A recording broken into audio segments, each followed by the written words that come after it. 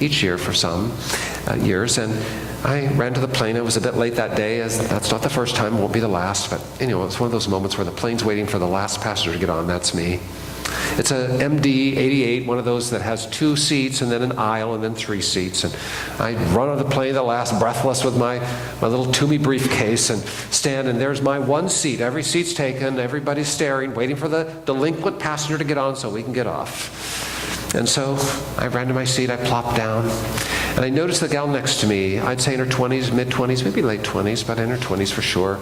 A beautiful blonde, actually, blonde hair, fair complexion, but very rosy cheeks, hot red, as if, well, she had a fever. And I noticed that she was all bundled up next to the window, and her eyes were closed. She had one of those red airline blankets all up around her chin, as if she was chilled, even though the plane was not cold. She was motionless, as if dead. And I, in a hurry and in my native possession of the Holy Spirit, always trying to live and think as Jesus lives and thinks, I sat down in my chair and looked over at her with contempt, thinking, oh fine, now I have to fly to Charlotte with Typhoid Mary. I've got this gal who's going to be breathing germs on me on this tin can of a plane where there's no fresh air. I'll probably be infected before I get to the cove. Sad to say, even when you follow Jesus and get on the boat, we're not always at our best. Well, we took off and we were in the air, 20, 30 minutes, and to my horror, she stirred and actually touched me. She was on this side and I was on here, the aisle, and all of a sudden I noticed she was touching my elbow with her germ-infested, creeping hands. I looked at her and her eyes were open and her fever-flushed cheeks looked right at me. And she said, "Do you know about sex?" I didn't even know what to think. Surely I couldn't have heard that right. What kind of question is that? I just stared at her for a moment, and she touched my elbow again. She says, "Do you know about sex?" I don't know about you, but when you hear something that you just don't know how to respond to it, you're just not sure what to do, you just pretend like you're deaf. I just acted like I was deaf, like I couldn't hear anything. But she became more intense, and she grabbed my arm up here above my elbow. "Do you know about sex?" I realized I could not avoid the question, but what a preposterous thing to ask. How absurd, how offensive. I don't even know you. Why would you ask me something like that? It's not a question I feel comfortable addressing with you. And certainly not in an airplane. We've never even met. It's so bizarre. What do I say? If you're not sure what to say back, sometimes it's good to active listen. Active listening is where you restate to the person to whom you're speaking what you think you've heard.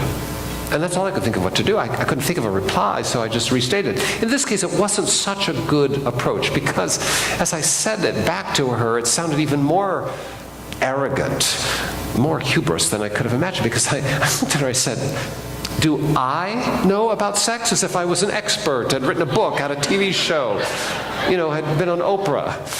As soon as it came out of my mouth, I thought, oh, that didn't come out right. She looked at me and she goes, "Sex?" I went, "Sex?" She goes, "Not sex, snacks. S-N-A-C-K-S, snacks. Have they brought the pretzels and the peanuts and the Diet Coke yet?" I was just mortified. I was humiliated. What an awful mix-up. I just wanted the plane to open up and suck me out into the universe so I could be like in the film Gravity, lost in the cosmos forever. I just wanted to escape. I was so embarrassed. She was properly offended, I suppose. She just shook her head with disgust and pulled her blanket back up and cornered in against the window. And I said, "I'm so sorry. The pretzels and the peanuts and the Diet Coke have long gone." She just was in a huff and cuddled up over there, and I leaned way out over here. A few moments later, to my surprise, she began to speak to me again. And you might think I'm exaggerating this tale and making it up. I'm telling you it exactly as it happened. And she reached out her arm in front of me and she goes, "Do you know what time it is?" Apparently understanding that if she made gestures, I'd have less likelihood of taking her ordinary question and making it obscene. I gave her the time, and I was absolutely mortified for the whole journey. But why am I telling you this story in the context of Luke chapter 8? Here's why. Because once you get on the boat, you cannot control who you travel with. You don't get to choose the passenger manifest, and you're not sure who's going to be with you. Jesus controls who travels with you. I had to complete the journey with her. even though I didn't want to, and I'm sure she didn't want me there. But I had to finish the trip with her. We're so prone to want to get into another boat. Just stop the boat and let me get off. I need to travel on another plane. I'll go to a different church. I'm not going to be with those people because I was hurt. I was embarrassed. I was misunderstood. Something didn't go the way I thought it should go. I asked a question. I got the answer I didn't like. Whatever it is, we have 101 reasons and excuses for refusing to travel on the boat that Jesus assigned us to go in. I'm here to tell you, Jesus is going to call you to get in the boat with him, to go someplace you can't imagine, to do things and see things you can't dream up. And he's going to put you in a mixed up group of people that you could not have imagined yourself. Look at the disciples on that boat. You've got Peter, who's illiterate.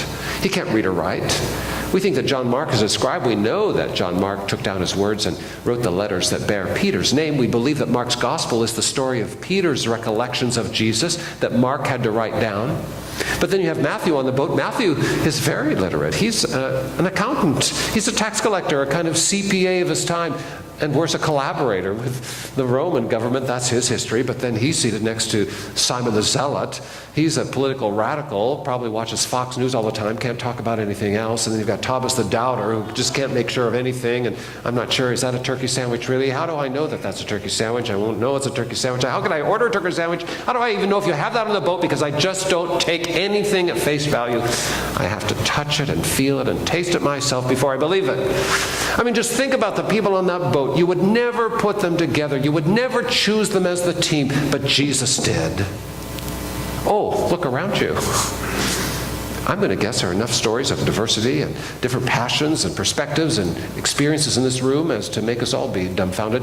There will be people who are short and squat, and some who are tall and lean, some who are good looking and some who are ugly, some who can speak well and some who can't, some who like Mexican food and some who can't stand it. There'll be red, yellow, black, and white. There'll be old and young. Jesus is putting you in a boat, and when he puts you in the boat, stay in it.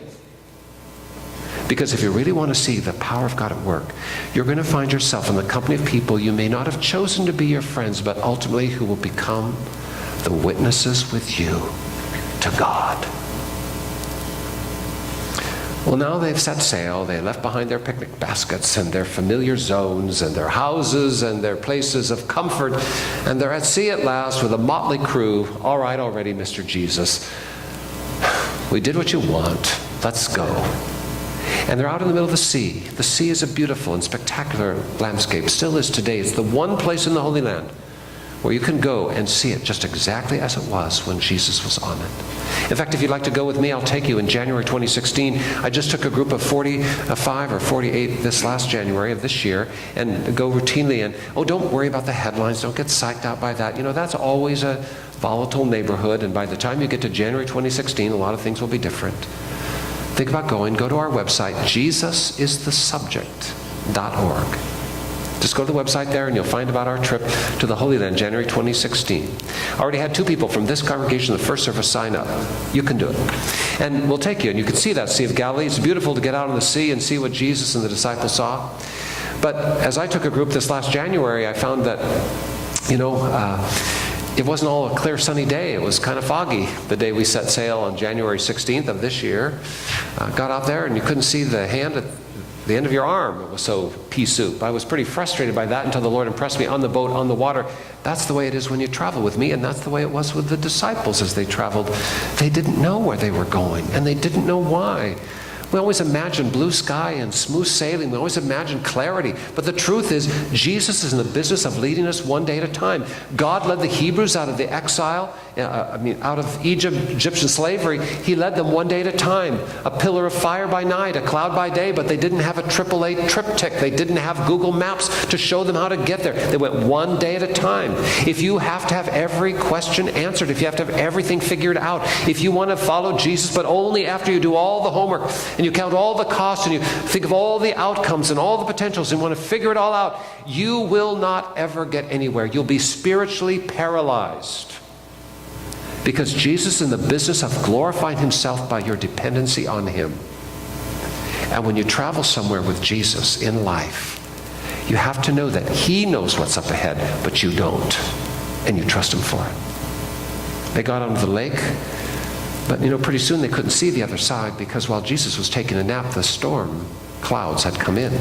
And the rain and the wind had begun to pelt the boat, and pretty soon they're going to be lost. These, some who were used to traveling on the lake, some who were fishermen by trade, who professionally were engaged in boating, they knew they were in danger of drowning. They're very anxious. We all know the story. But I'm not here to tell you about that story so much as I am to help you understand that the storms are the inevitable consequence of obedience to Jesus. Wherever you go with Jesus, you're going to find a storm. Somehow we have allowed ourselves to be deceived into thinking, if I obey Jesus, if I take the dare, if I go on the adventure, then somehow I'll have a cruise to glory.